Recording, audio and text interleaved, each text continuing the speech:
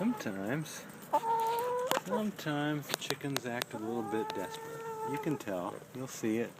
They're acting a little bit desperate. A little bit like, what the heck? What the heck?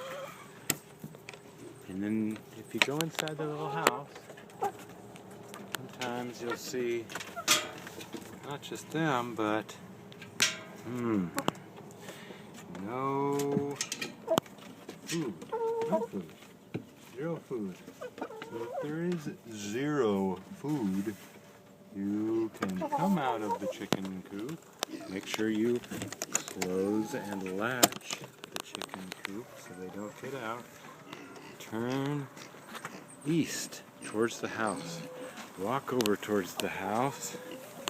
As we walk to the house, we approach the house and we find just inside the house a container inside by the door, chicken food. You can fill it up to halfway and you can give it to them. Sometimes I just close that little gate so that I can get it in there without them being mischievous. And when you fill it up, you can reach in, you can hold onto this handle like this, and you can turn it.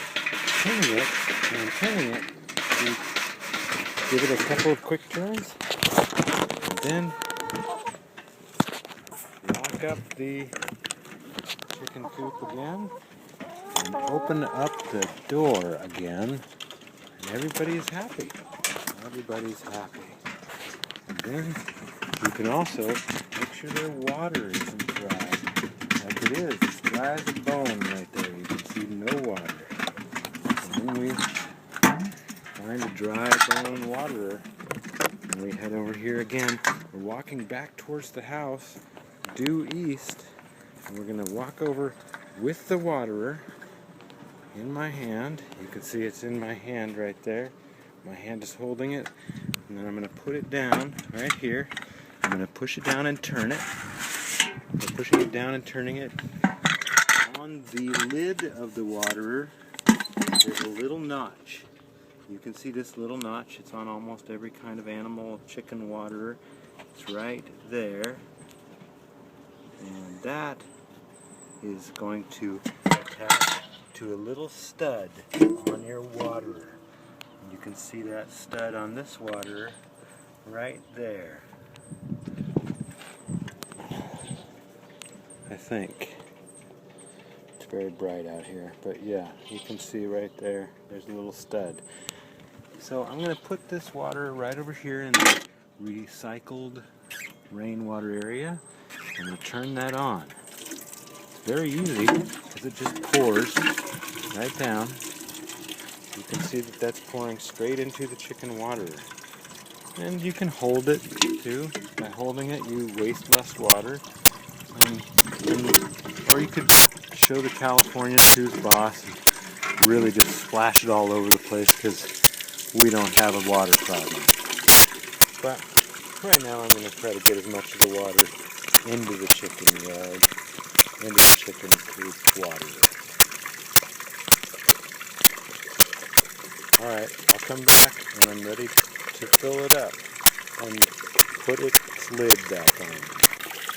Okay, the waterer is almost full. I'm going to turn it off.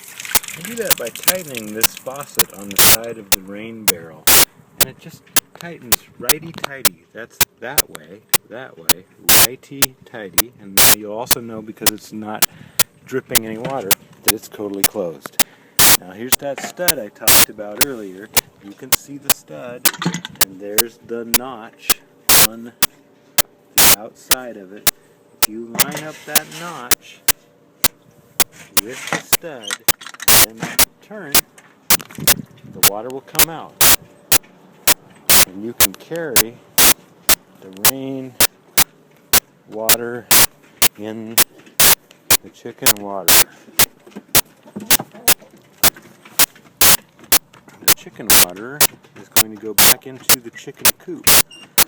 But we have to be careful because the chickens are feeding right now. So I'm going to open this, and you can see a little foot come out because she's got a fancy desire to dance right out. But you'll help her by pushing this water. There's a little splash, and now some fresh water. And again, closed up that latch. Perfect.